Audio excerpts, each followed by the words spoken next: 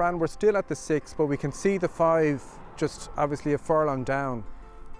Just give me an indication as to what it's like to ride a good sprinter here. I remember Osterhazy, he was a real favourite of yours, and on quick ground, you kind of blister along good ground here. It must be some thrill. Oh, it is, Dave. Osterhazy was a legend of a sprinter. He was to me, at least. He was trained at Curragh by a character in John Mulhern, and he ruled Irish sprinting for a couple of seasons, winning regularly here to Curragh. He broke the track record. I used to jump out, and I was at the 2 furlong marker before I knew it, and then it was a case of just lasting home. This track is natural. It's been like this, you know, since its conception, and it's a great thrill to ride on. If you've got a nice horse on good ground, it's very exciting.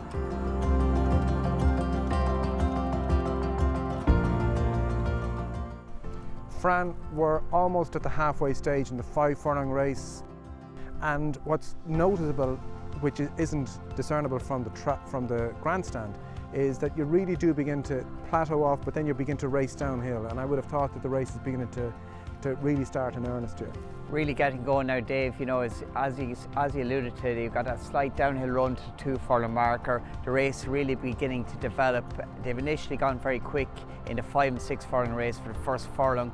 Everybody's got their position. The middle part of the race is all about just maintaining your ground, sitting where you want to sit, but from now on, you really got to be thinking of your finishing position and what moves you're going to make. And as the pace increases, you can see through the race people angling out, going in, and a lot can happen between here and the 1 furlong marker. This is where it all develops and what sets it up for the finish of the race.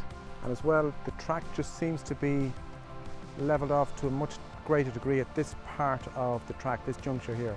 It has a bit, yes.